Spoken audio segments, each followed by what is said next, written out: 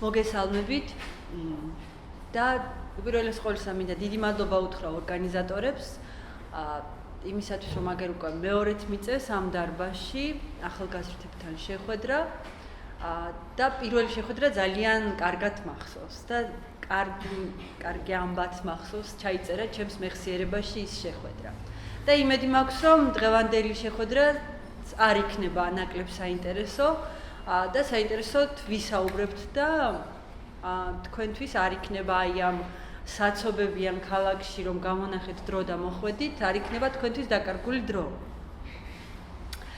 ეხლა გასაგებია რომ როდესაც თქვენს წინაშე ზის პროტესტანტი ეპისკოპოსი ქალი რომელსაც არ აცვია ანაფორა არამედ აცვია კოსტუმი და აცვია თან შარვალი და ლაპარაკობს სტერეოტიპებზე ფიქრობ რომ ახლა რა უნდა გითხრას გიტყვის რომ სტერეოტიპი არის ძალიან ცუდი ჩვენ არ უნდა ვიფიქროთ სტერეოტიპებით და ჩვენ შეგვიძლია ამის შემდეგ დავიშალოთ და წავიდეთ ბედნიერად სახლში ბევრი ვიფიქრე რომ აი რა შეიძლება თქვა ამ სივრცეში განსაკუთრებით ისეთ ახალგაზრდებს რა შეიძლება უთხრა სტერეოტიპების შესახებ რომ თქვან რომ აი ეს ამაზე არ მიფიქრია ან რა საინტერესო რამ ყოფილა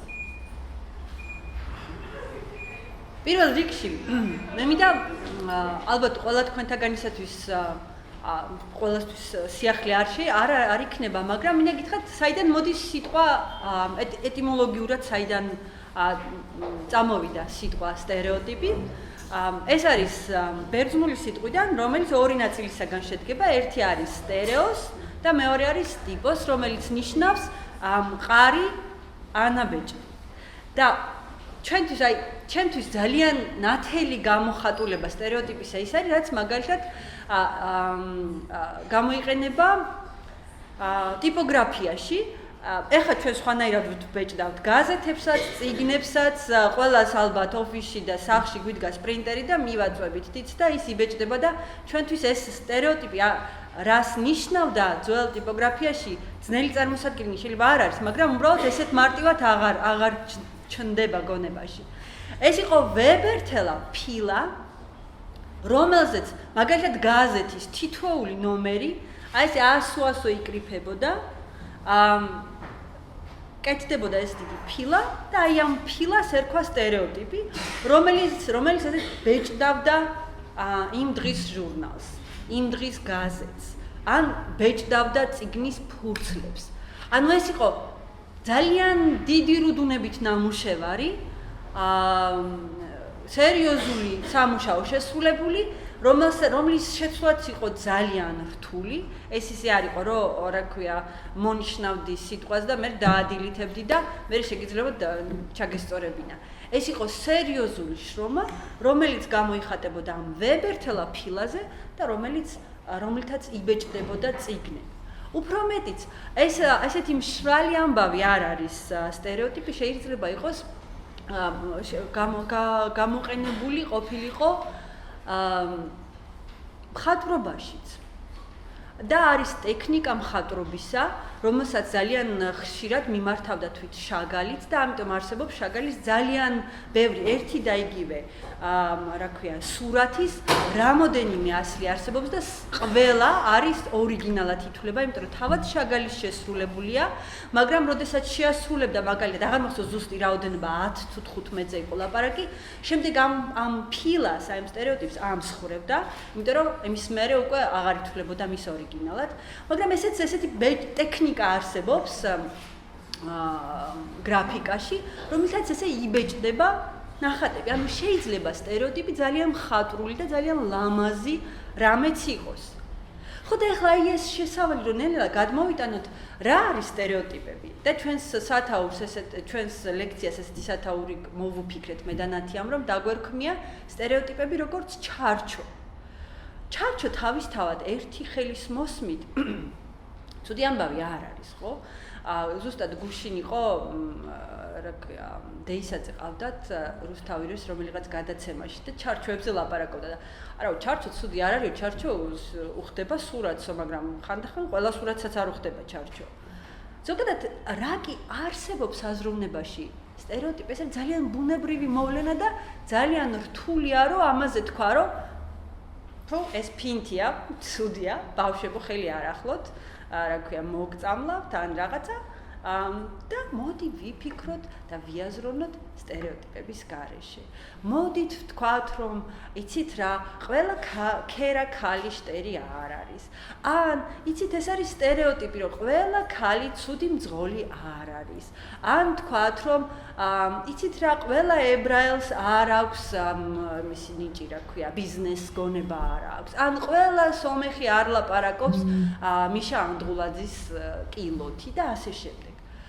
ეს ძალიან მარტივი სათქმელია.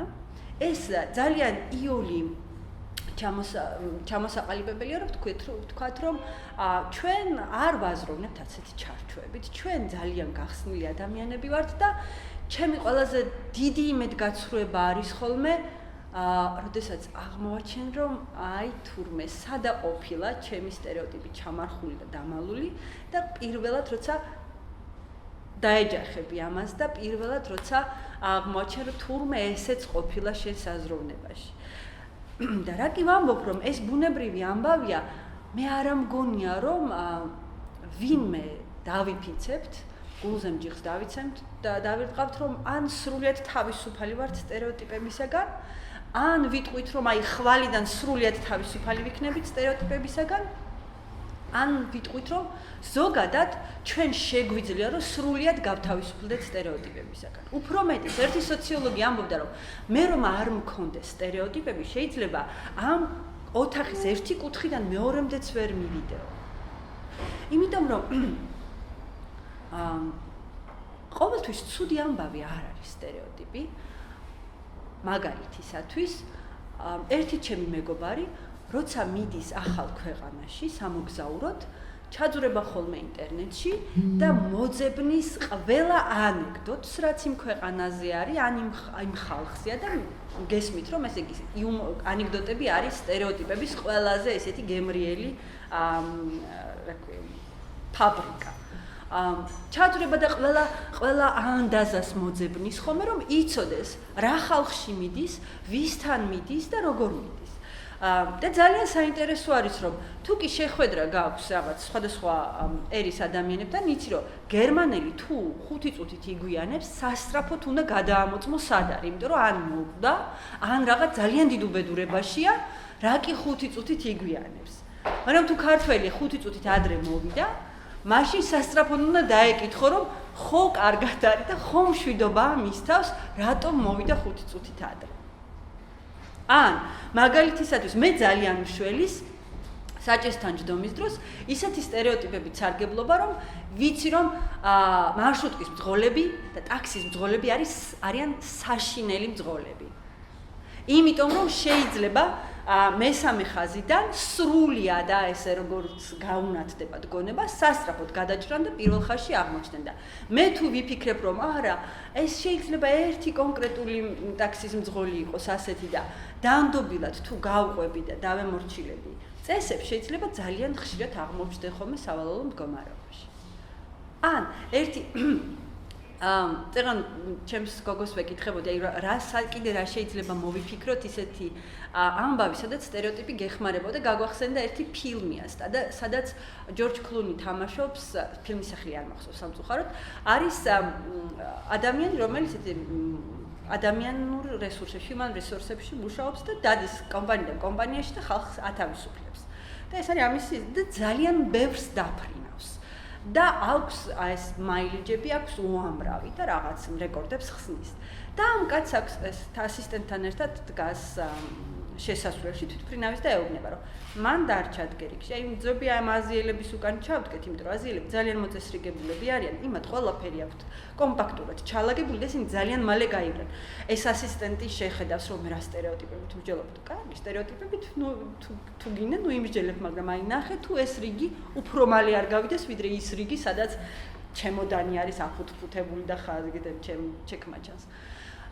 ანუ ხანდახან შეიძლება ძალიან პრაქტიკული რამეც კი იყოს სტერეოტიპებით მსჯელობა და როდესაც ეს არის რაღაცნაირი ძალიან რთულია რომ ყველა ჯერზე ყველა ადამიანი აღიქვა ახალ სამყაროთ და ყველა ადამიანს ჩაეძიო ვინ არის და აღმოაჩინო როგორც ახალი პლანეტა. და ძალიან მარტივია, როდესაც იცი რომ ეხლა მე ჟურნალისტებთან მივდივარ, ესე იგი აი ამ ტიპის ხალხთან მივდივარ. ეხლა მე მივდივარ რელიგიის წარმომადგენლებთან, უცებ ჩემმა ტვინმა ჩასვა ეს ყველაფერი ერთ ბლოკში და ვიცი რა ტერმინოლოგია უნდა გამოვიყენო, ვიცი როგორ უნდა ვილაპარაკო, ვიცი რომ მაგალითად მაგიდაზე უნდა ჩამოვჯდე თუ არ უნდა ჩამოვჯდე, რა ქვია, რა უნდა ჩავიცვა და არ ჩავიცვა. შესაბამისად ძალიან საჭირო ამბავი არის სტერეოტიპების ქონა. მაგრამ ნიშნულოვანი ის არის, რომ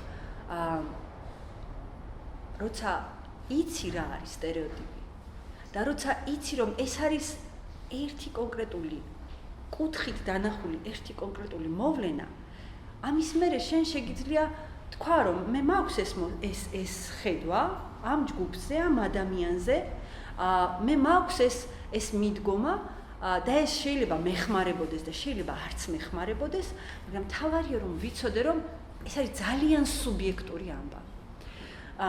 ერთი გოგონა არის ახალგაზრდა ქალი, ნიგერიელი მწერალი, რომელის სახელი ვერაფრით ვერ დავიმახსოვრე თუ არ ჩავიწერე. ჩიმამანდა ადიჩე. ახალგაზრდა შავკანიანი ნიგერიელი ქალი, რომელიც ლაპარაკობდა რა საფრთხე არსებობს ცალმხრივ ისტორიაში და ინგლისურად ასე ჟღერს, რომ danger of single story. საოცრად საუბრობს ეს ქალი. ამბობს, რომ მე, როდესაც მივდივარ სადმე და ეს ლამაზ თვალებარ შავკანიანი ხუჭუჭა გოგონა რო დავდგები და პირს გავაღებ და ეს რა ქვია, დალაგებული ინგლისურით ვლაპარაკებ, ყველა გავუცა, მე სად ისწავლეთ ესეთი კარგი ინგლისური და იმიტომ რომ ყველას ესეთი განცდა აქვს, რომ ხო არ ვიცით ახლა სად ნიგერიაში არის თუ უგანდაშია რომელში არის თქვათ სახელმწიფო ენა ინგლისური რომელია ფრანგული რომელი ოდესღაც ინგლისის კოლონია იყო ზოგი რომელი საფრანგეთის ვინ ლაპარაკობს თავის ტომობრივ ენაზე ვინ აღარ ლაპარაკობს ამაზე და ყველას განცდა ესაგოს რომ ესენი უნდა მოვიდნენ და რაღაც დამტროული ენით გველაპარაკონ და უცებ მე გავაღებ ხოლმე პირს და ძალიან ჩვეულებრივი ინგლისურით ვლაპარაკობ და ყველას უკვირს რომ როგორ შემიძლია მე ეს ვილაპარაკო იმიტომ რომ ადამიანებს დასავლეთ სამყაროს აქვს აი ეს ვიწრო ისტორია აფრიკისა. მიუხედავად იმისა, რომ აფრიკა არის ვებერთელა კონტინენტი და ქვეყანა აფრიკა რო არ არსებობს, ძალიან ძნელად მიხვდებით ხოლმე, ხო? ქვეყნები არსებობს, სრულიად ერთმანეთისაგან განსხვავებული ქვეყნები. მაგრამ ჩვენთვის ესენი არიან აფრიკელები, არიან შავკანიანები, არიან ხალხი, რომელსაც წყალი უჭირს, არიან ხალხი, რომელსაც საჭმელი უჭირს. We are hungry, we are like Somali. გახსოვთ ის რა ქვია 105-ის ის რო იყო პატარა ისი რა ქვია ედვარდ შევარდნაძის გამოსვლა ინგლისურენოვანი. ხო. Stomach empty, we are hungry. ჩვენ გონია რომ აი ესეთები არიან აფრიკელები და ჩვენ იმიტომ რომ ჩვენ გვაქვს ეს ვიწრო ხედვა. მაგრამ ჩვენ არასოდეს არ ვამბობთ რომ ამერიკელები არიან ბაევიკები ან რა ქვია იმასავით რემბოსავით ხალხი, რომელსაც თავზე აქვს გაკრული ბენდენა და დაჭრილი აქვს ხელები და დადის ავტომატით. იმიტომ რომ ჩვენ არა გვაქვს single story ამერიკის შესახებ. ამერიკის შესახებ აუარება ამბავი გვაქვს. გვაქვს ფილმებიდან, გვაქვს პოლიტიკოსებიდან, ბევრი მხრიდან გვაქვს და შესაბამისად ჩვენ არა გვაქვს ესეთი ვიწრო ხედვა. ან შეიძლება გვაქვს კიდევაც. მაგალითად, როდესაც საქართველოში ჩამოდიან უცხოელი ჩემი სტუმრები, განსაკუთრებით უჭირს ხოლმე გოგონებს, იმიტომ რომ ძალიან ხშირად ძალიან უცნაური შემოთავაზებები აქვთ ხოლმე დღეს რაღაც ტაქსის მძღოლებს გადავეკიდე, მაგრამ ტაქსის მძღოლებისაგან, იმიტომ რომ ასეთი განცდა აქვთ, რომ რა კი ეს ადამიანი არ არის ქართველი, ესე იგი, რა კი ეს გოგონა არ არის ჩვენი კულტურის მამა-პაპური მის შვილი, ესე იგი ძალიან მარტივად ხელმისაწვდომია და შეუძლიათ თავის ისეთი რამის უფლება მისცეს, რის უფლებასაც არავითარ შემთხვევაში არ მისცემდა, თუ კი მასთან ტაქსში ჩაჯდებოდა ქართველი გოგონა.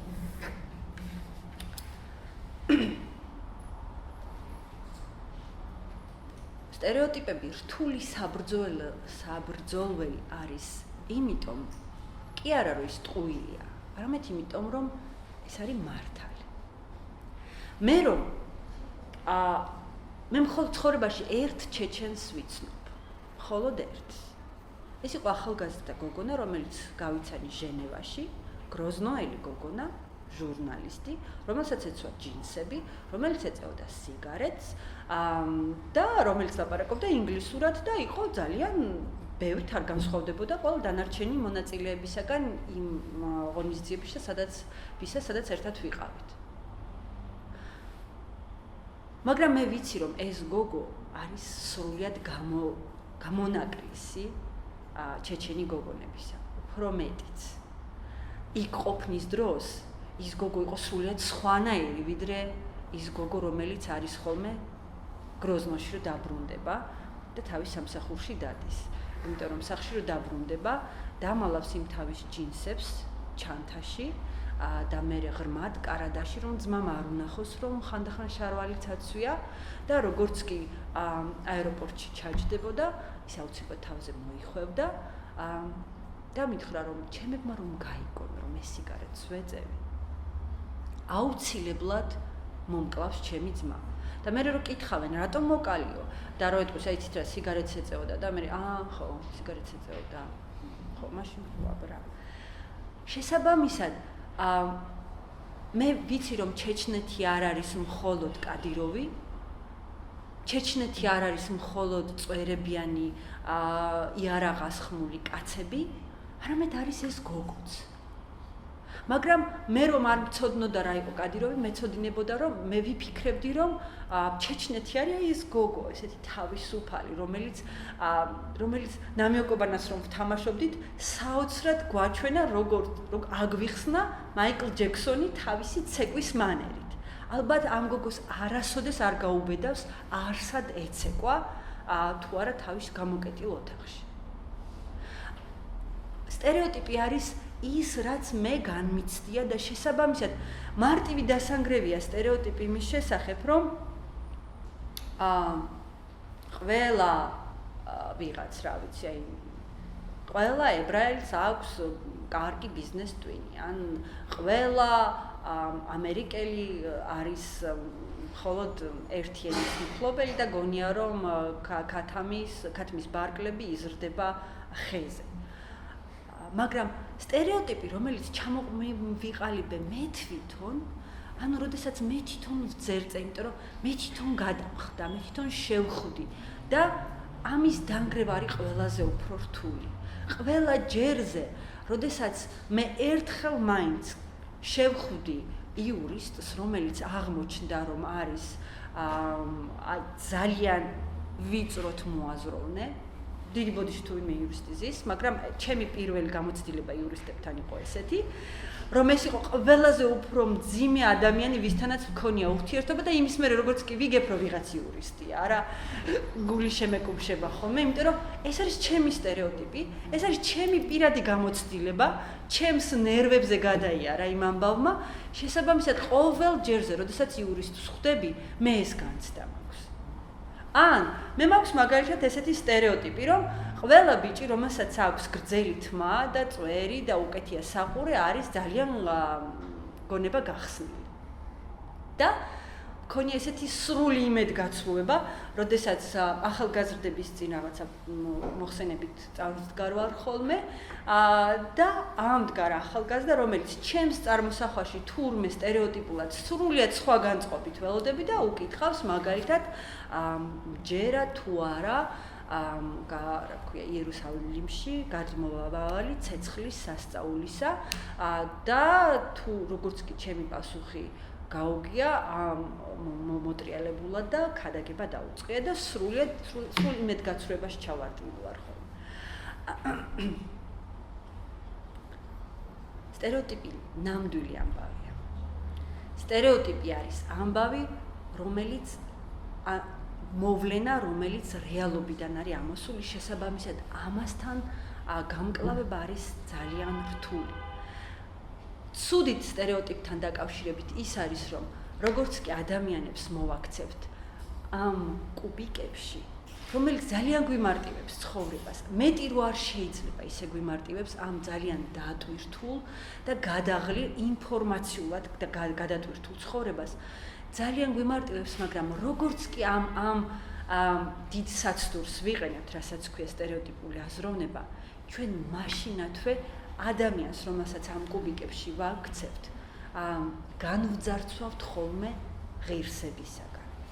და ეს სულაც არ არის რაღაცა ზენათქვამი, რომელიც რთულია, რომ ყოველ ხელშესახებად დავინახოთ.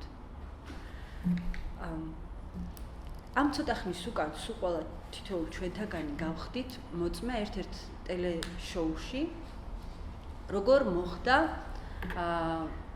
ისეთი სტერეოტიპის გამყარება და გაძლიერება, რომელიც კონკრეტული რელიგიური ჯგუფის, უმცირესობის ჯგუფის წარმომადგენლების მიმართ არის.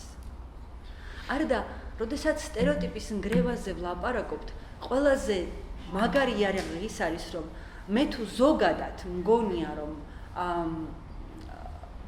ვიღაც ამ ტიპის ადამიანები არიან, აი ესეთები, საკმარისია ის ერთი ადამიანი ხელშესახებად დავინახო.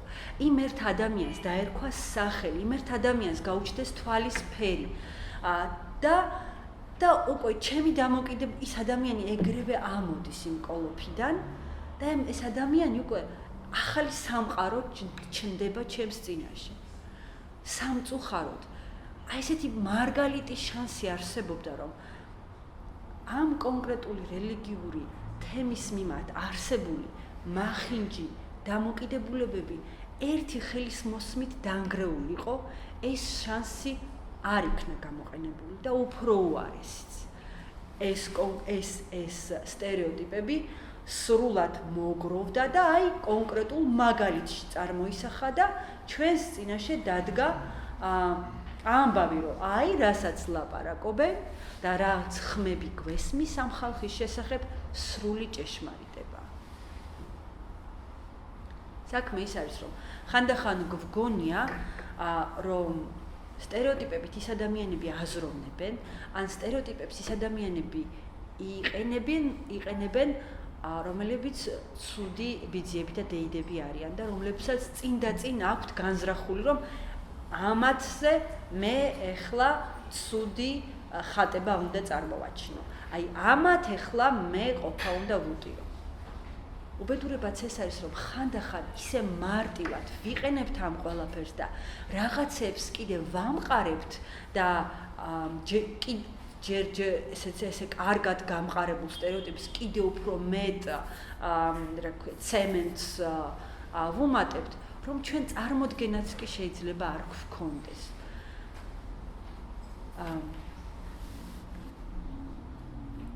საქმე ის არის, რომ ძალიან სახალისოა სტერეოტიპებით ფიქრი. აი ხა წეგან ვიდრე დაიწყებოდა ლექცია, ნათიას უზიარებდი, რომ ყოველ ჯერზე, როდესაც ტრენინგებს ვატარებთ ხოლმე, და თუ ვლაპარაკობთ მაგალითად მრავალფეროვნების სიმდიდრეზე, ხო, გვესმეულ რა კარგია მრავალფეროვნება კი, მაგრამ ან როდესაც ვლაპარაკობთ გენდერზე, ხო, თანასწორობა, მაგრამ საკმარისია სტერეოტიპების მონაკვეთზე გადავიდეთ, სრულიად ცოცხლდება ჯგუფი, იმიტომ რომ ვლაპარაკობთ ისეთ რამეებზე, რაზეც ანეკდოტებს ყვებიან, რაზეც ხალისობენ, რითიც ვაარსებობთ და რითიც ვაზროვნებთ და ის ძალიან აი აქ არის, აი ამ ჩვენ კანქვეშ არის და ამდენად ყველაზე უფრო სახალისო მონაკვეთი არის ხოლმე ტრენინგების დროს სწორედ სტერეოტიპებზე ლაპარაკი. რამდენად ხერხდება ამ სახალისო ამბის მერე ახალი კუთხით რამის დანახვა, ეს ცოტა რთულია, იმიტომ რომ როგორც მოგახსენეთ, სტერეოტიპებს ვერ გავაუქმებთ. სტერეოტიპი არის ძალიან ბუნებრივი მოვლენა ჩვენს აზროვნებაში. ამას ჩვენ ვერ წავშლით. უფრო მეტიც ხანდახან შეიძლება პრაქტიკულად გამოსადეგარიც კი იყოს ჩვენს ცხოვრებაში და ჩვენს ყოველდღიურობაში. მაგრამ უბედურება ის არის, რომ ჩვენ ვართ თითოეული ადამიანი ვართ ახალი სამყარო. და ყველაზე რთული ის კი არ არის, როდესაც მე რომელიღაც თქვენთაგანს, რომელიღაც კონკრეტულ ჯგუფს მიგაკერებთ, მაგრამ თქვენთვის მე დღეს ერთხელ შეგხვდით და ეს დამთავრდება და ხვალ სულ დაგავიწყდებათ მე თქვენზე რას ვფიქრობ. არ შეიძლება ვერც კი მიხვდეთ მე თქვენზე რას ვფიქრობთ. რთული ის არის, როდესაც შენ ხარ რომელიმე კონკრეტული სტერეოტიპის ობიექტი. როდესაც შენს შესახებ არის სტერეოტიპები. ესეთი ფილმი არსებობს, რომელსაც ქვია ექსპერიმენტი, დოკუმენტური ფილმია და ეს ექსპერიმენტი ჩაატარა, ძალიან სარისკო ექსპერიმენტი ჩაატარა ამერიკაში ერთმა დაწყებითი კლასების პედაგოგმა. ეს ამბავი მას ეს იდეა გაუჩნდა მას შემდეგ, რაც მოკლეს მარტინ ლუთერ კინგი და იფიქრა, რომ რაღაცა იმედ სასოწარკვეთილება დაისადგურა იმ ადამიანებში, ვისთვისაც ახლობელი და მნიშვნელოვანი იყო ის, რისთვისაც მარტინ ლუთერ კინგი იბრძოდა. და იფიქრა, რომ მე ეხლა აი ამ სკოლის პედაგოგმა, აი ამ ჩემ სივრცეში, სადაც კლასში სულ თეთრკანიანი ბავშვები უზის, რა შემიძლია გავაკეთო ისეთი, რომ ის სულისკვეთება არ მოკვდეს, რაც დაიწყო. და ასეთი რამე თქვა. ბავშვებო, დღეს მოდი ესეთი თამაში დავიწყოთ, ვისაც გაქვთ ყავისფერი თვალები, თქვენ მოიხვევთ აი ამ თავსაფრებს და დაურიგა ერთი ფერის ხელსაყამი და ყველა ყავისფერ თვალებიანმა მოიხვია ეს ხელსაყამი. ეხლა ესეთი ამბავი უნდა გითხრათ ბავშვებო. ყავისფერ თვალებიანები ვინც ხართ, ხართ ძალიან ჭკვიანები. ძალიან ნიჭიერები. ლურჯთვალებიანმა ბავშვებმა გაიცინეს. რატო იცინი ხარ? გადასწოდა ერთ-ერთ ლურჯთვალება ბავშვს. შენ გახსოვს გუშინ მამა შენი რო გაბრაზებული იყო შენზე? აი რაღაც ამბავი გაუხსენა. ბავშვი შეცვა. კი მახსოვსო. როგორ ფიქრობ? რატო შეგეშალა ის? რაღაც, რატოც მამა გაბრაზდა. იმიტომ შეგეშალა, რომ შენ ხარ ლურჯთვალება, აი შენ რომ ყავისფერ თვალებიანი ყოფილიყავი, შენ ეს არ შეგეშლებოდა და მამაც ეგრე ძალიან არ გაგიბრაზდებოდა. რამოდენიმე რაღაც პერიოდი ეს ქალი ამ ბავშვებს თან ასე ეუბნება და თან აწერინებს საკონტროლოებს, თან ჩვეულებრივი სკოლის რეჟიმით მიდის სწავლება. და ხედავს, რომ ყველა ლურჯთვალებას შედეგები არის კატასტროფულად ცუდი და ყველა ყავისფერ თვალებას შედეგები არის სასწაული. მეორე დღეს მოვიდა და ქალმა თქვა: იცით რა ბავშვებო, გუში რო გითხარით, ყავისფერ თვალებები უფრო ჭკვიანები არიან, თქო, გახსოვთ? კი, გვახსოვს. მოგატყუეთ, ეგრე კი არ არის.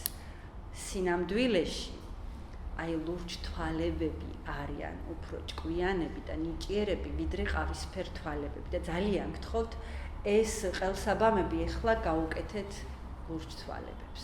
და უნდა თან ეს ხდება ბავშვები როგორ იხსნიან ამას როგორ იკეთებენ და როგორ იცვლება დამოკიდებულება იმ ბავშვებისა. მე აკვირდება მასწავლებელი როგორ თამაშობენ ბავშვები ეზოში. ისინი ვინაც იმ დღეს ითვლებიან შტერებად, როგორ ატუზულებით განან კუთხეში და არ თამაშობენ, არ ერევიან არაფერში. ისინი ვინც იმ დღეს ჭკვიანებად ითვლებიან, ისინი ყოჩაღობენ, ისინი ბურთსაც თამაშობენ, ქვიშაშიც თამაშობენ.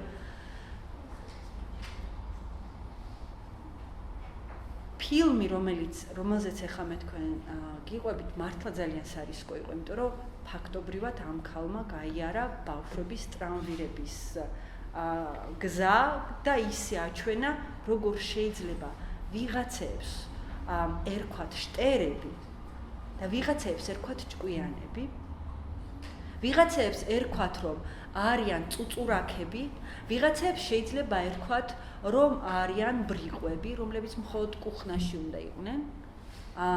ვიღაცებს შეიძლება ერქვათ, არ ვიცი, ძალიან გონიერები, ძალიან მაღალი ფასეულობების მქონეები და ამიტომაც არის სტერეოტიპები ამდენად მძიმე და ესეთი რთული ცხოვრებაში მოსახმარად, რომ როგორც კი ამას ჩვენ ამ ვიწრო ხედვას სრულ ჭეშმარიტებად გავასაღებთ, თან იმდენ დამადასტურებელ ფაქტს მოვიშველიებთ, რომ მეტი არ შეიძლება. იმ წუთას ჩვენს თვალწინ დაინგრევა ძალიან ბევრი სამყარო. ან ჩვენ შეიძლება საკუთარი სამყაროს ნგრევის მოწმეები გავხდეთ.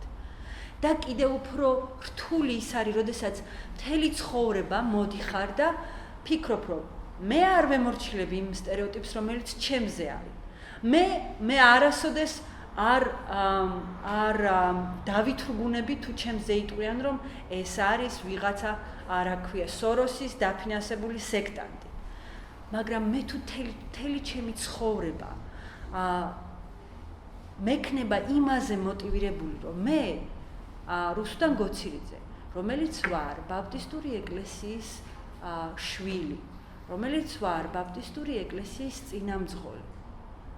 მთელი ჩემი ცხოვრება მიწევს რაღაცეების გარკვევა. ეხლა მე, როდესაც სადღაც შეხვედრაზე მივდივარ, როდესაც მე როგორც ამ ეკლესიის ეპისკოპოსი მომიჩენენ ბოლო ადგილს. მე როგორც ერთი ადამიანი მირჩევნია, რომ სადაც მომიჩენენ ადგილს, იქ უნდა დავჯდე. მე მირჩევნია როგორც ქრისტიანს და როგორც საღვთო წერილის მიხედვით, ხო გახსოვთ არა, წინ და უკან როგორ არის, ხო, ღვთის თვალშიო. მაგრამ მე მიწევს ამ ყველაფერთან ყოველ ჯერზე ბრძოლა. და მე უკვე აღარ ვიცი, რომ ვიბრძვი, რომ იცით რა, მე აქ უკან არ არის ჩემი ადგილი, იმიტომ რომ ჩემი ეკლესია არის ამ საზოგადოების ნაწილი, რომელიც მე ვარ ამ საზოგადოების შვილი და მე ისეთივე ღირსეული მოქალაქე ვარ, რომელიც დასვით ამ რიგში. რა რთულია, როდესაც ამ ყველაფრის ფერთან მტკიცება და ბრძოლა გიწევს დღენიადაკ. როდესაც შეიძლება დაარღვიო მოძრაობა, როდესაც ქალი მძღოლი ხარ. მაგრამ გიწევს იმის დამტკიცება, რომ მე იმიტომ კი არ დავარღვიე მოძრაობა, რომ ქალი ვარ და შტერი ვარ და არ ვიცი როგორ უნდა შევიდე აი ამ პარკინგის დროს. არამედ იმიტომ დავარღვიე, რომ შეიძლება ცოტა კაცები ცოტა სარღვევენ. მაგრამ როცა კი ამ ყველაფრის მტკიცება გიწევს ყოველდღიურად, შენც გადადიხარ სულ სხვა რეჟიმში. და მებრძოლი ადამიანები კარგია, როცა საზოგადოებას ყავს, მაგრამ თუ კი სულ ხმალამოღებული დადიხარ, შეიძლება ერთშვენი ერთ დღესაც მოგიწიოს აი ამბავი, ანეკდოტი რო არის, რომ მივიდა რა ქვია, 9-თავიან გველეშაპთან რაინდი, რომელიც წყაროს თავთან იჯდა და მივარდა და მოხნია და ერთი თავი მოჭრა, მეორე თავი მოჭრა, მესამე თავი, ბოლო თავი რო დარჩა ეუბნება, დაიცადე, რა თამჭრი თავსო? წყალი მინდაო. მე წაიღე წყალი, კაცო, ხო არ გიშლითო, არა? ხანდახან შეიძლება აღმომიჩენია ჩემი თავი აი ამ რაინდივით, დავრბი ვარ, რა ქვია, ხმალ მოღერებული და შეიძლება ვჭრი თავებს, რომელიც სულაც არ მიშლის წყლის აღებას. და ბოლოს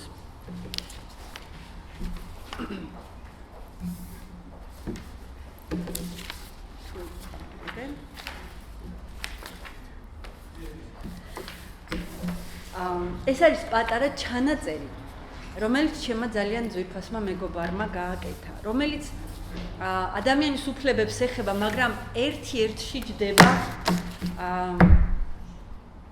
სტერეოტიპებთან. ეს არის ქალბატონი ნანა ბერეკაშვილის ჯიბის დეკლარაცია.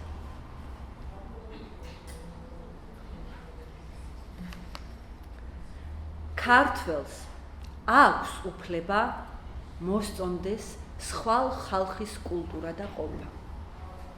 ქართველს აქვს უფლება არ ილაპარაკოს ქართული ტრადიციების უპირატესობაზე. ქართველს აქვს უფლება არ ყავდეს შვილები. ქართველს აქვს უფლება არ ზრუნავდეს ერის გამრავლებაზე. ქართველს აქვს უფლება არ მოჭრას დიდი ხეები. ქართველს აქვს უფლება უყვარდეს კატები. ქართველს აქვს უფლება იყოს ვეგეტარიანელი. ქართველს აქვს უფლება არ სძულდეს რუსული კულტურა. ქართველს აქვს უფლება არ მოსწონდეს თავისი ხელისუფლება. ქართველს აქვს უფლება იყოს 30 წელზე უფროსი. ქალებისათვის ჯიბის კონსტიტუცია. ქალს აქვს უფლება მიაღწიოს მიზანს არა მხოლოდ ეშმაკობით. ქალს აქვს უფლება არ მოითმინოს უსამართლო მოპყრობა საკუთარი თავის მიმართ. ქალს აქვს უფლება იაროს მარტო. ქალს ასაკში შესვლისას აქვს უფლება იფიქროს სიამოვნებასა და გართობაზე. ქალს აქვს უფლება ჰქონდეს საკუთარი ოთახი. ქალს აქვს უფლება არ იყოს მშვენიერი. ქალს აქვს უფლება არ მოამზადოს ყოველდღეს სადილე. ქალს აქვს უფლება არ დაეთანხმოს.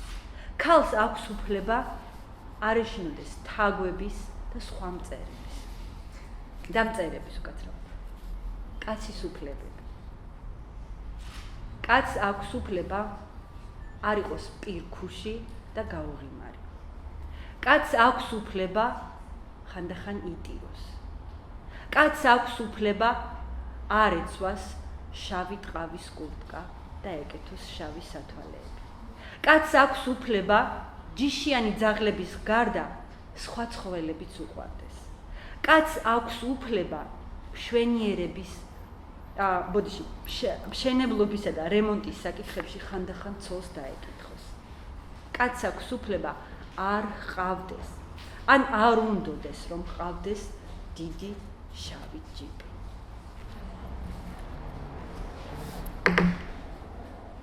თუ კი ვინმე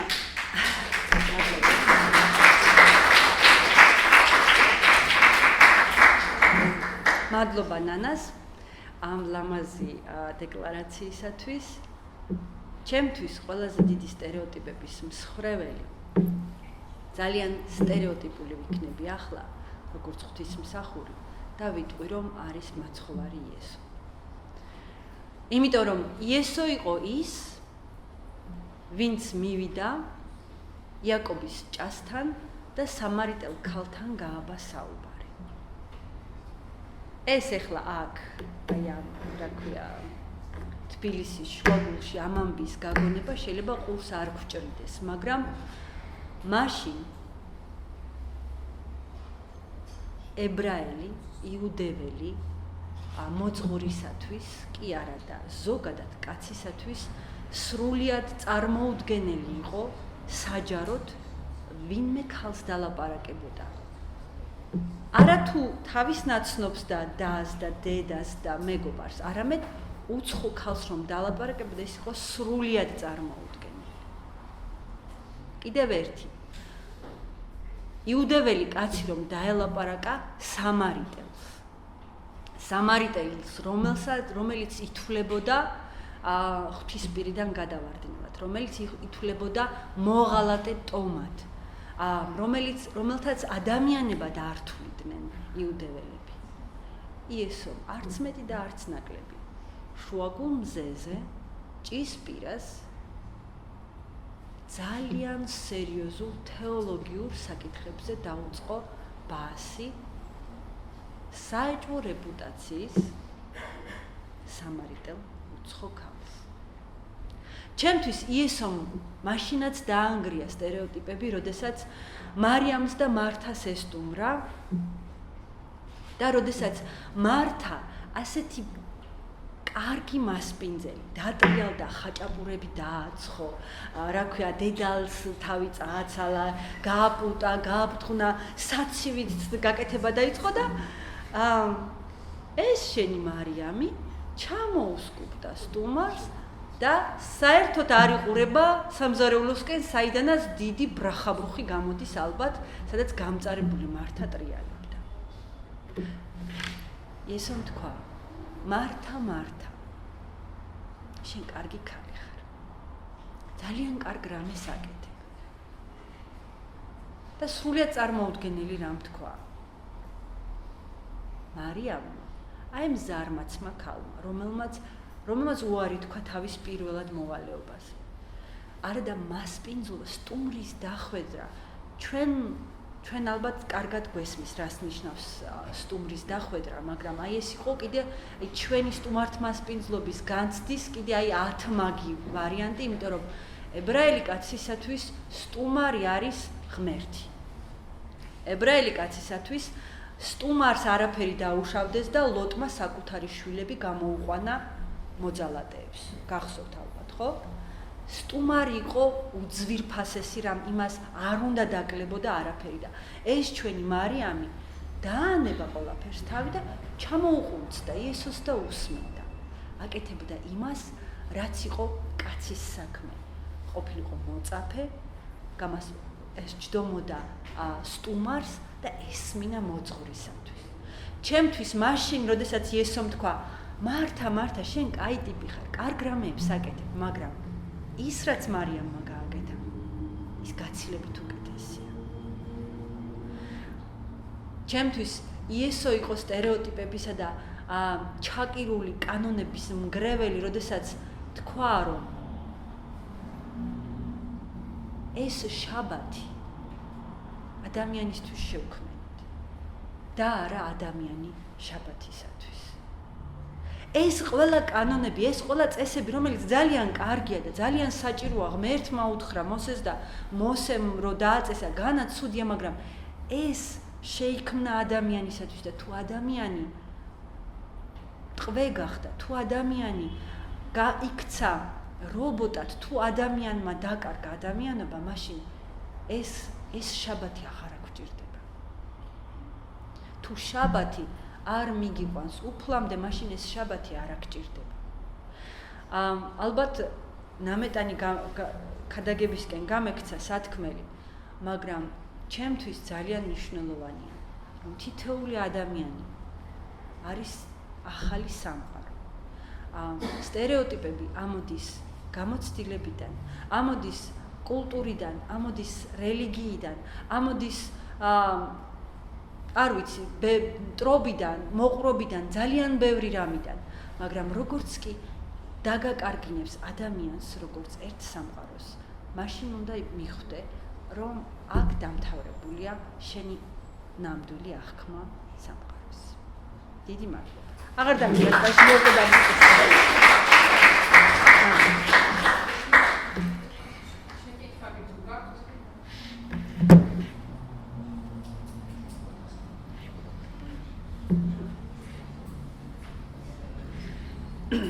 შეკითხვები არა გვაქვს?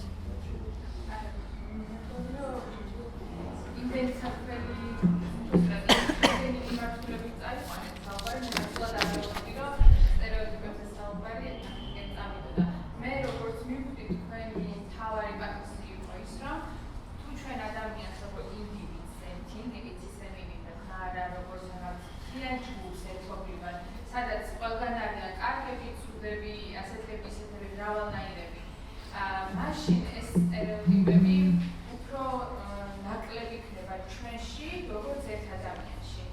მაგრამ აი გავადა საზოგადოებაში, როცა თქვათ მედია უწყობს ხელს იმას, რომ სტერეოტიპები გამყარეს ან ახალი წარმოებას. როგორ გქონიათ მაინც დანაირად შეიძლება, რომ აი ეს შესუსტეს, მე არ ვფიქრობ, რომ გაქრება მთლიანად ეს სტერეოტიპები, ეს არასდროს არ ხდება. მაგრამ იმისთვის რომ ეს ხარისხი ოდნავ შესუსტეს, რა შეიძლება გაკეთდეს და მიგაგენა მთავარი აქტორები, რომლებმაც აი ამ მიმართულებით შეიძლება იმუშაოს. მე მგონი სტერეოტიპების გამყარების მთავარი აქტორები არიან ის ინსტიტუციები, რომლებიც ქმნიან საზოგადოების აზრს, რომლებიც ძერწავენ საზოგადოების აზრს.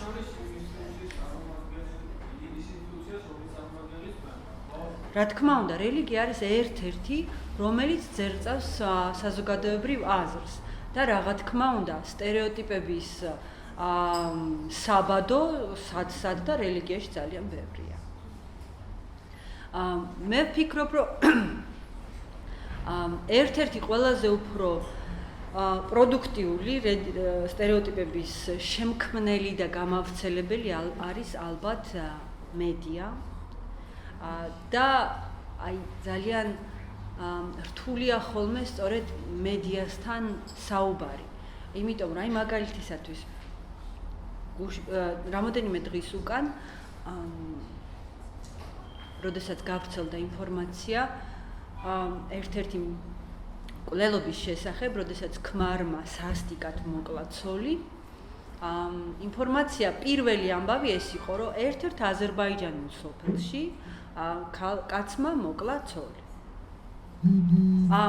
ტყუილი არ იყო, ნამდვილად მართალი იყო, აზერბაიჯანულ სოფელში მოხდა ეს და ალბათ ესეთი ჟურნალისტური სტანდარტებით არაფერი დარღვეულა, ხო? ფაქტები, რაც მეტი ფაქტი არის რაღაც ამბის შესახებ მოტანილი მით უკეთესი. მაგრამ რა თქმა უნდა, სწორედ აქ არის აი ყველაზე უფრო დიდი საფრთხე ჩამალული, როდესაც სად უნდა თქვა, რაც შეიძლება მეტი და რაც შეიძლება მარილიანი და რაც შეიძლება მომხიბვლელი და მსუყე ახალი ამბავი, თუნდა მიხვდე, რომ რას ნიშნავს, როდესაც ამბობ, რომ აზერბაიჯანულ სოფელში კაცმა მოკლა ქალი. ვამბობთ, რომ ქართულ სოფელში, ქრისტიანულ ოჯახში, ოჯახმა მოკლა რძალი. ვამბობთ, არ ვამბობთ. ვამბობთ, რომ ამ სოფელში, ამ ადგილას, ამ გვარის ოჯახში მოხდა ამბავი. იმიტომ რომ ეს ჩვენთვის არის იმ ერთი კონკრეტული ოჯახის ამბავი. მაგრამ საკმარისია თქვა, რომ ეს მოხდა აზერბაიჯანულ ოჯახში, აქ მთელი კონტექსტი იშლება, აი ის ყველა ის ინფორმაცია, რაც უკან გვაქვს დაალექილი ამ, რა ქვია, ჩალმიან კი არა და ჰიჯაბიან ქალებზე, ქმრებზე, როგორ ათხოვებენ 12 წლის გოგონებს და როგორ ეს ყველაფერი აი აქ ამოდის. და შეიძლება ძალიანაც ამ ფაქტებთან კონდეს ამბავი. მაგრამ შეიძლება სულაც არ იყოს ეს ამბავი. და კიდე უფრო უარესი, რომ აი ეს ამბავი, აი ესე წარმოჩენილი ახალი ამბავი, კიდევ უფრო მეტად ამძიმებს სულ სხვა კონტექსტში მუსლიმების მდგომარეობას ჩვენ საზოგადოებაში. რომელსაც არანაირი ზუსტი შეხების წერტილი არ აქვს კონკრეტულ მკვლელობასთან. ამიტომაც რთულია, რომ თუ უთხრა, რომ იცი რა, ამას ვამბობ სწორეს არ იგონებ, ნამდვილად ამას ამბობ. მაგრამ აი იქ ეხლა რო სწავლობს მაგალითად აჭარელი ახალგაზრდა სამედიცინო ინსტიტუტში თუ უნივერსიტეტი ეხლა, ხო? როგორ შეიძლება ამ ამბავმა იმაზე იმოქმედოს? იმიტომ რომ ერთ ჩემს მეგობარ ახალგაზრდა როგორც რა ქვია ზოოპარკის ექსპონატი, მართლა ასეთ იმაში, რა ქვია, ამპლუაში მიიყვანეს სკოლაში, რომ ეჩვენებინათ, რომ ნამდვილად არსებობენ მუსლიმი ახალგაზრდები, რომლებიც ქართულად ლაპარაკობენ, რომლებიც სწავლობენ და პირველი გაოცება ამ სკოლის და მიიყვანეს ასეთ ვებერთელა საკონფერენციო დარბაზში, დახვდათ მოსწავლეები, მშობლები, მასწავლებლები, დირექტორები, რომ ხელშესახებად ენახათ, რომ მართლა არსებობენ ახალგაზრდა მუსლიმი სტუდენტები თბილისში. და პირველი გაოცება ეს იყო, რომ ვიმე როგორი ახალგაზრდაა, იმიტომ რომ ჩვენ წარმოგვიდგენია, რომ მუსლიმებია, ეგრევე იბადებიან, ესეთი 50 წელს გადაცილებული, წვერიანი და ჩალმიანი კაცები ალბათ. ამიტომ არის, რომ ძალიან ხშირად, ძალიან ბევრი რამე უნდა ვიფიქროთ, ვიდრე ერთ პატარა ამბავზე დავიწყებთ ლაპარაკს. დიახ. მიუხედავად აი იმ ხადაგებისა თუნდაც საპატრიარქო რომ ძალადობის წინააღმდეგ რომ ხდება ხადაგება მისი. აი რა სიტყვით იმაზე მაგალითად როცა მე მაგალითად ბევრჯერ მოვისმინე ქუჩაში გაუმარჯოს საბიბერიანის მკვლელს და აი ნებისმიერი საპატრიარქო ხადაგებს თქვენ ნებისმიერ სხვა რელიგიის აღსარებლები ხადაგებენ ამას რომ არ უნდა ვკლათ კაცი და არ უნდა მას ვთქვათ რა ძალადობა მაინც რა არის თქვენი აზრით აი ამ ძალიან ისეთი საშინელი კომენტარების აი საწვისი თუნდაც თქვენი კომენტარი როცა იყო დანუკა ჟორჟორიელის განაცემის შესახებ Facebook-ზე თითქოს ორი მხარე იყო გაყოფილი რომ რატო ეწინააღმდეგება ეს ხალბატონი დანუკა ჟორჟორიას რა არ უნდა ეთქვა რომ ეს პატარა ფინავი არსებები ეს იაყოველები რა იაყოველები უნდა იყვნენ რატო არ უნდა გაიზარდნენ ჭეშმარიტი მართლმადიდებლები ხო და აი რატო მოდის ამ ხელა ძალადობა ადამიანებისგან ამაზე რა აზრის ხართ? რამოდენიმე პასუხს გაგცემთ თუ შეიძლება ამასთან დაკავშირებით. საბის მკვლელობის შემდეგ ჩემში დაინგრა ერთი სტერეოტიპი, რომელიც ოდესღაც გამიჩინა გოგი გვახარია, რომელმაც თქვა, რომ ჩვენ ქართველები ვართ ნეკროფილები. ძალიან გვიყვარს მიცვალებულები. და გვდარს ყველაფერს პატიობთ და შეიძლება გადაუაროთ ცოცხალს, მაგრამ თუ ის მოკვდება, მერე უკვე იქ უკვე ხელები აგვიწევია. ეს სტერეოტიპი დამენგრა, იმიტომ რომ მეგონა, რომ სიკვდილი მაინც გააჩერებდა ადამიანებს, რომ თავიანთი სიძულვილი არ გამოეხატათ. ხო, თურმე თუ გძულს და ბოლომდე გძულს, ესე იგი გძულს მკვდარიც. და ეს იყო ერთ-ერთი ყველაზე უფრო მტკივნეული, რაც აღვიქვი საბის მკვლელობის დროს.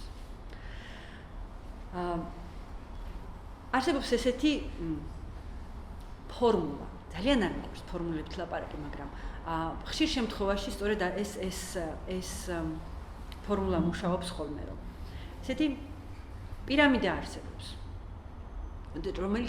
რომელიც წვერიც არის ძალადობა. ძალადობის ქვეშ დგას დისკრიმინაცია, როდესაც ვიღაცას ამბობ, რომ შენ ჩემზე ქვევით დგახარ და მე შენზე ზევით ვარ. და ამ დისკრიმინაციას ასაზრდოებს გინდა სიტყვიერად, გინდა კანონით, გინდა ცემამდე რომ მივიდეს, გინდა კანონით, გინდა კულტურულად, ანუ სოციუმის დონეზე, როდესაც დისკრიმინაციული მდგომარეობა არის და ეს ყველაფერი დაშენებული არის ზუსტად სტერეოტიპებზე, როდესაც ვიღაცეებზე გიჩნდება რაღაცნაირი ზერელე წარმოდგენა. როდესაც ვიღაცები ცუდ ტიპებად გელანდებიან.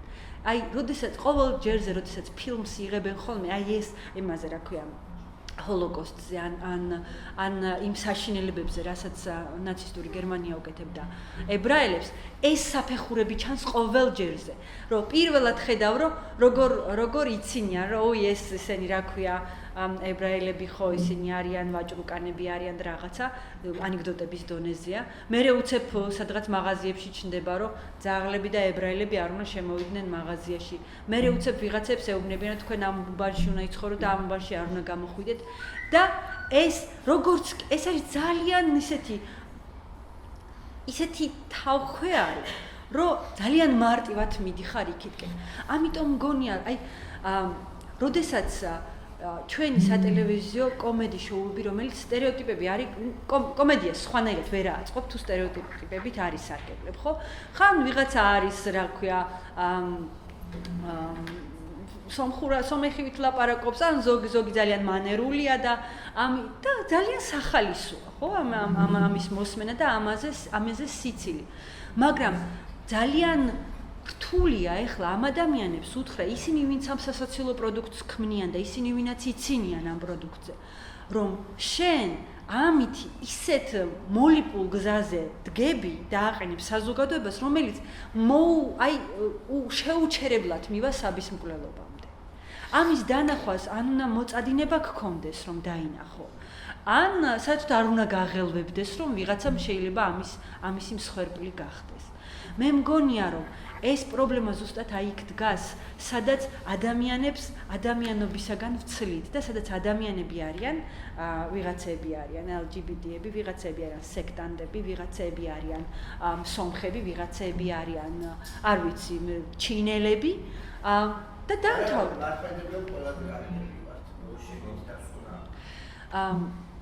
მოდი მეორე ამბავს გეტყვით კიდე. 17 მაისის შემდეგ გაჩნდა კიდევ ერთი სტერეოტიპი, მე მგონი, ძალიან დიდ რაოდენობა ადამიანებში, განსაკუთრებით იმ ადამიანებში, ვისთვისაც მტკივნეული იყო 17 მაისი. ამ ადამიანებისათვის შავკაბიანი სასულიერო პირი იქცა მოძალადად. და იქცა ბოროტების სიმბოლოდ, რაც ასევე საშინელებაა. იგივე უბედურება, რაც 17 მაისი იყო, როდესაც ადამიანებს ადამიანად კი არ აღიქვავ, ვიღაცა ჯგუფის წარმომადგენლად აღიქვავს, ეს ჯგუფი არის ჯგუფი, რომელიც ან მოგწონს და ან არ მოგწონს და ჯგუფი არასდროს არ არის ადამიანი რა. ამდენად ამ მიდგომებისაგან დაცლილი არავინ არ არის. უბრალოდ უმრავლესობის მანკიერი კუთხეები კარგად ჩანს, იმიტომ რომ ბევრნი არიან. დიახ.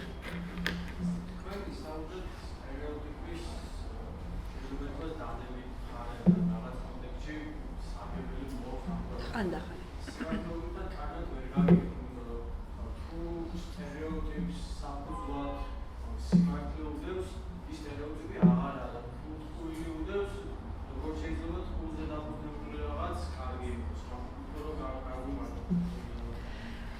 სტერეოტიპის უბედურება ზუსტად ის არის, რომ ის რაღაც ნამდვილი ამბიდან ამოდის. სტერეოტიპის უბედურება ის კი არ არის, რომ ის ტყუილი, ის რომ ტყუილი იყოს, ამის გაბათილებაზე მარტივი არაფერი იქნებოდა.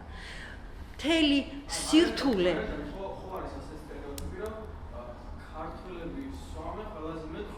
დიახ.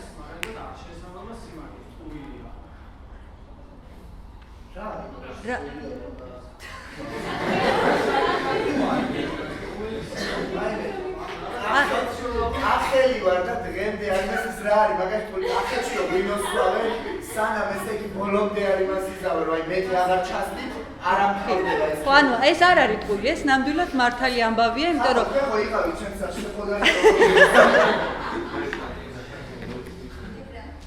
ხო, ანუ ზუსტად მე ვფიქრობ, რომ ის სტერეოტიპი, რომელიც თქვენ დაასახელეთ, აგერ მაგალითი არის, რომ რაღაც სიმართლეზე არის დამყარებული. რაღაც მაგალითისათვის. მაგალითად. მოდი აი ღვინოზე არ ვილაპარაკებ და მოდი ვიტყვი, რომ ქალები არიან ცუდი მძღოლები.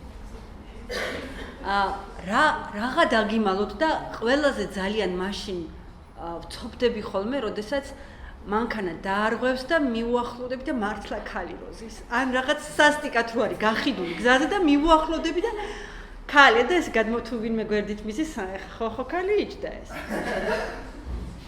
მაგრამ რაშია საქმე? საქართველოში შეიძლება მართლაც ეხა იცვლება ეს ტენდენცია, იმიტომ რომ იყო პერიოდი, როდესაც ქალები საჭესთან ჯდებოდნენ 20, 25, 30 წლის. მე რო საჭესთან დავჯექი, არ ვიცი, 29 წლის ვიყავ. ამდენად ჩემი ძმა საჭესთან რომ დაჯდა იყო, როგორც კი პედლებს მისწვდა. მაშინვე დაჯდა. რა თქმა უნდა, ის გაცილებით უკეთესი მძღოლი, იმიტომ ის მისთვის ეს სამყარო იყო ძალიან ბუნებრივი. მაგრამ სოფლიო მასშტაბით თუ გადმოვხედავთ, არა? და სადაზღვეო კომპანიები არის ფულს ტყუილა არ ხარჯავენ, ხო? ისინი თვლიან, რომ ყველაზე დაცული და სანდო მძღოლები არიან ქალები და არა კაცები. იმიტომ რომ კაცები გაცილებით უფრო რისკიანები არიან ხოლმე ხშირ შემთხვევაში და ბევრ ავარიას და ბევრ დარღვევას აკეთებენ, ვიდრე ქალები. ამდენად საქართველოს კონკრეტული პერიოდის მაგალითზე ალბათ რეალობასთან მართლაც ახლოს იყო, რომ ქალი მძღოლები მართლაც ცუდი მძღოლები არის. რეალობასთან ახლოს იყო, მაშინ იყო რეალობა და არა სტერეოტიპი, ხო? სტერეოტიპი იცით რა არის? როდესაც აი ხა მე მგონია რომ ბუნდოვნად არ ვლაპარაკობ, მაგრამ სტერეოტიპი ის არის, რომ მეც რომ მიმაწერენ ხოლმე ცუდი მძღოლების რიგს, აი ეს უკვე მაცეცხლებს. იმიტომ რომ მე ვთვლი რომ არა ვარ ცუდი მძღოლი, მიუხედავად იმისა, რომ 29 წელს დავჯექი საჭესთან და მიუხედავად იმისა, რომ ქალი ვარ. მაგრამ გვერდით დამიდგეს, რა ქვია, ნებისმიერი კაცი მძღოლი. ამდენად სტერეოტიპი ეს არის, როდესაც მეც გუში რო ყველა რო ერთ ქვაბში ჩაგვსვავენ და იმ გოგოსაც, რომელიც ნიჭიერში გამოვიდა და საოცარი ისინი მანევრები რო აკეთე. ამ ყველას რო მიგვაწყობენ და ჩაგვსვავენ იმ რიგში, ხო? აი ეს არის სტერეოტიპი. იხოს დავსვლა. 2000-დან 2012 წლამდე ვსწავლობდი მანავის საჯარო სკოლაში საგარეჯოს რაიონში, სადაც გვაქვს ჩვენი ისეთი პედაგოგები, რომლებიც უმიხსნიდნენ, რომ ქართული კულტურა და რელიგია, ყველაფერი აბსოლუტურად მართლმადიდებლობა იყო ყველაზე საუკეთესო მსოფლიოში და ამ მასწავლებლებს არ ჰქონდათ არანაირი იმისი აი ხმის სურვილი, რომ ეთქვათ, რომ მსოფლიოში ბევრი კულტურა არსებობს, ბავშვებო, იცით, აი ნახეთ, შედით ინტერნეტში ნახეთ, გადავიდეთ, მარტო ქართული ცეკვა არ არსებობს, არსებობს ინკების ცეკვა, აზტეკების ცეკვა, ბევრი რაღაც ნახეთ.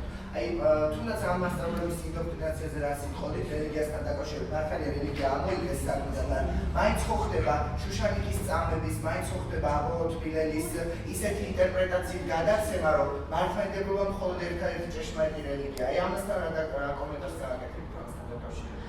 თუ იმას მეკითხებით, რომ სკოლა უნდა იყოს თუ არა რელიგიისაგან თავისუფალი სივრცე, მე მიმაჩნია და მწამს, რომ სკოლა და საგანმანათლებლო ინსტიტუციები უნდა იყოს აბსოლუტურად სეკულარული, შესაბამისად რელიგიისაგან სრულად დაცლილი.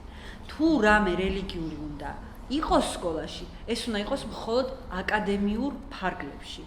ანუ თუ კი ბავშვებს უხსნიან აკადემიურ ჩარჩოებში, რა არის ქრისტიანობა, რა არის მართლმადიდებლობა, რა არის ბუდიზმი, რა არის კათოლიციზმი, ძალიან ისეთი უცნაური იმას ამოვკრიბე ახლა რელიგიური ჯგუფები, მაგრამ თუ კი ამას აკადემიური იმითი, რა ქვია, მოტივებით შეიტანენ სკოლაში, მე მიმაჩნია, რომ ესეთი შეტანა შესაძლებელია, მაგრამ როდესაც დღეს მაშინ, როდესაც რელიგიის საგანი არ არის კურიკულუმში და ყავს ქართულის, ფიზიკის, ფიზკულტურის ქადაგებელი მასწავლებლები, როგორც კი შეიყვან რელიგიის საგანს, იქ კლასის კარს რომ მიიხურავს მასწავლებელი, იმას ვერ რანაირი ოქროს ასოებით ამოტვიფრული სახელმძღვანელოც არ უნდა მისცე, ხო? თავარი არის ის რა მოტივებით ხსნის ამ ყველაფერს, რას ეუბნება ბავშვებს, ხო? შესაბამისად მე ესეთი რამე მაქვს ნათქვამი, რომ ჩვენ დღევანდელ საგანმანათლებლო სისტემას ორ რამეს ვერ ვანდობ, რომ ჩემ შვილებს ასწავლოს. ერთი არის რელიგია, მეორე არის ბიოეთიკის საკითხები. ბიოეთიკის საკითხები. ბატონო? ხო, ეგეც უბრალოდ ფიზიკა მე არ ვიცი და ვერ ვასწავლი და იძულებული ვარ მივანდო.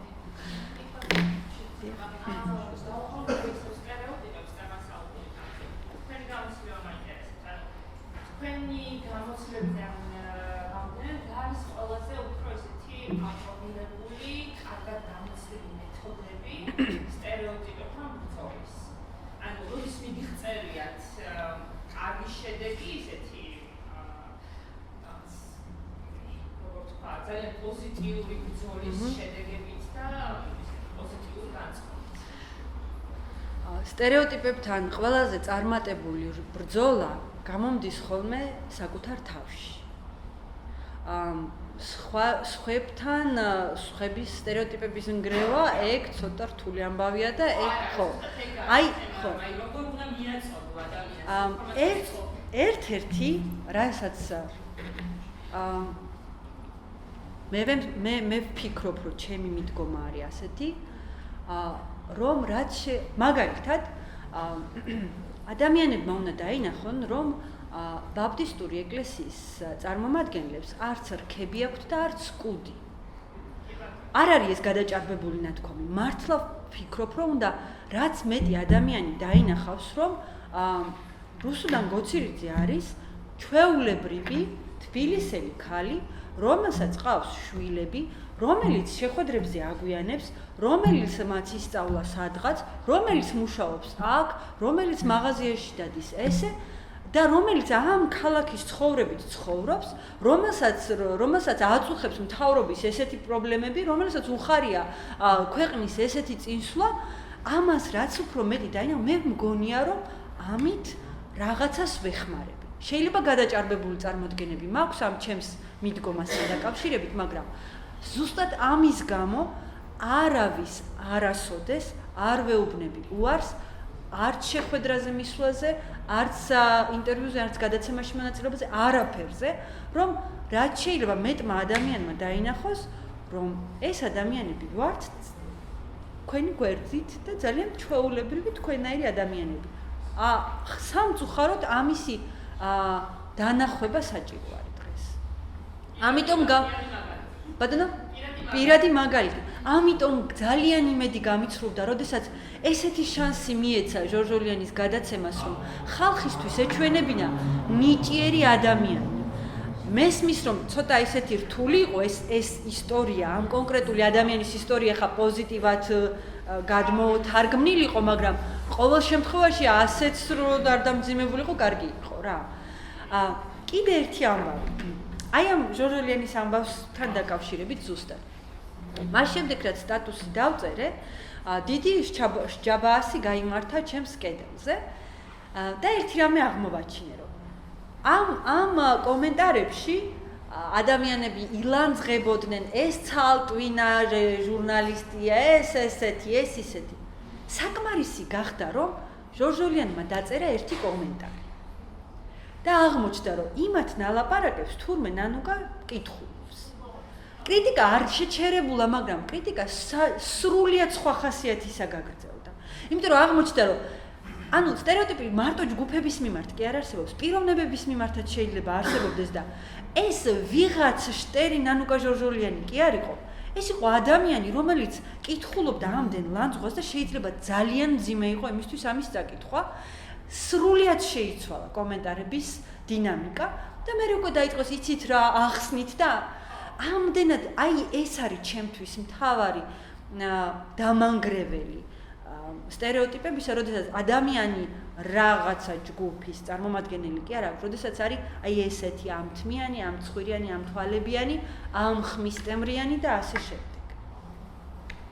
თქვენ შემთხვევაში უკაცრავ რამაც დამარცხდა. თქვენ როცა ეხლა უკვე მე იგივე ნანუკა ჟორჟოლიანის გადაცემა გამეკრიტიკებინა პირველს და თქვენ ჩემთვის არ დაგესწროთ, ხო შეიძლება რომ ჩემ კომენტარს ისეთი რეაგირება აღარც მოხდება, თქვენ ავტორიტეტი გაგაჩინიათ. ჩემთვის კიდე ამან შეუწყო ხელი იმას, რომ ეს ამბავი გახდა რაღაცა დიდი. ხო მე ნახმებით ამაში თუ არა? ой, ახლა ესეთი გადაჭარბებული წარმოდგენა ავტორიტეტი არ მაქვს, მაგრამ თქვენ ხარ ავტორიტეტის ცნობადის სახე და კიდე ამან შეუწყო ხელი იმას, რომ ხალხმა უფრო მეტად დაიწყო ლაპარაკი, ვიდრე შეიძლება დაიწყო. შეიძლება, არ ვიცი, ამას და გამოსწორდა. დიახ.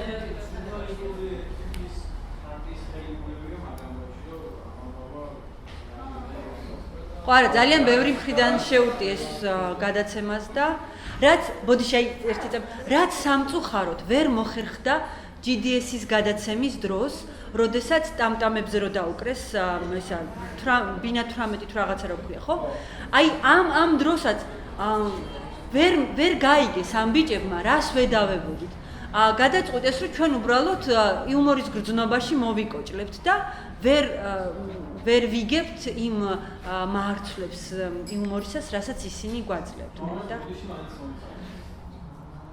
ხო იძულებული გახდნენ რომ ბოდიში მოეხადათ.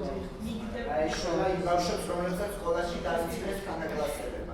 ბოდიში მაგას ნამდვილად ვერ უშველს იმექნობს დამეკ. და კიდე ერთი რამეს დავამატებ, რომ გადაცემები რომელიც ერთ დღეს გამოვიდნენ და საჯაროდ თვალცრემლიანებმა დაგმეს ძალადობა ქალების მიმართ. შემდეგ კვირის გადაცემაში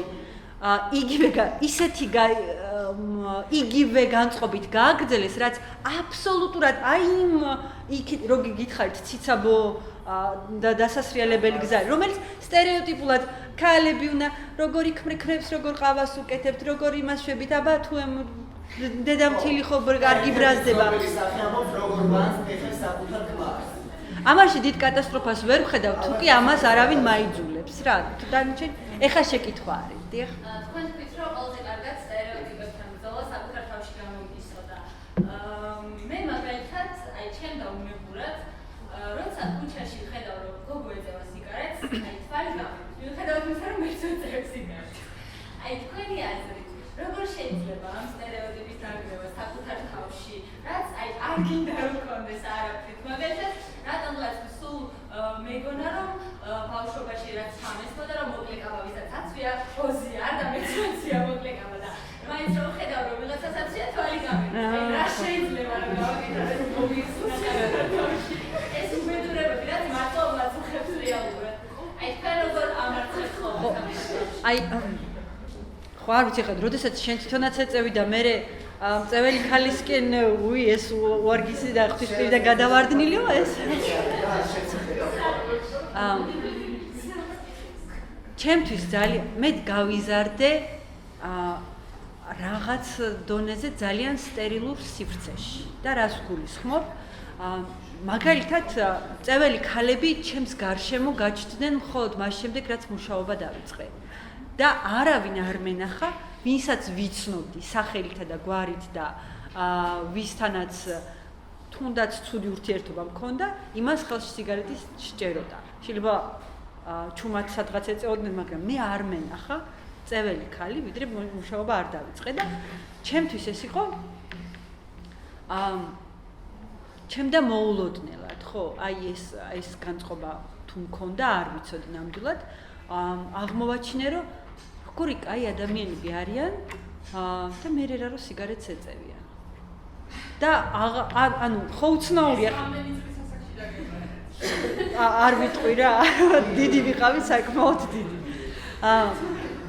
იმიტომ რომ მე გავიზარდე პროტესტანტულ ოჯახშიც და ეკლესიაც დიდი ოჯახი, ისიც ძალიან პურიტანულ, მკაცრი, სადაც მაგალითად ერთ-ერთ ცოდვად ითვლებოდა სიგარეტის მოწევა. ამდენად საქმე ის არის, რომ ყოველ ჯერზე როგორც კი რაღაც იმსხვრევა შენს თავში, ახლა სიგარეტის მოწევა ძალიან ისეთია რა, სასაცილო ამბავია, ხო? ყველა ჯერზე, როდესაც ახალ სამყაროს აღმოაჩენ, რომ ეს არის ადამიანი, რომელიც ძალიან ძვირფასია და რომელიც მანამდე გეგონა, რომ ეს არის ამ კონკრეტული ჯგუფის სახე და მეტი არაფერი.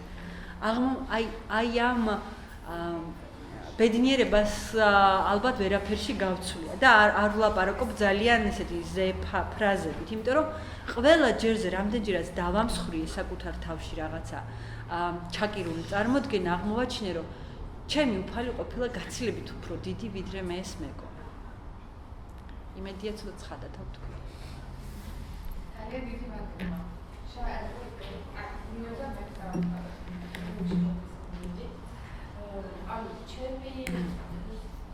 ცხოვრებიდან გამომდინარე, ჩემი გამოცდილებიდან გამომდინარე, რაღაც ყოველდღიური დაწესებებიდან გამომდინარე, ვთვლი, რომ როდესაც სურვილი და მზაობა, შეგნება და განცდა არსებობს იმის, რომ ეს რაღაცა მოგონილი სტერეოტიპი დაიყოს, რა თქმა უნდა შესაძლებელია, მაგრამ ჩვენ ძალიან ბევრს ვლაპარაკობთ იმაზე, რომ აი საზოგადოება და სტერეოტიპი, საერთოდ რაში გვაინტერესებს ვინ რას იკროს.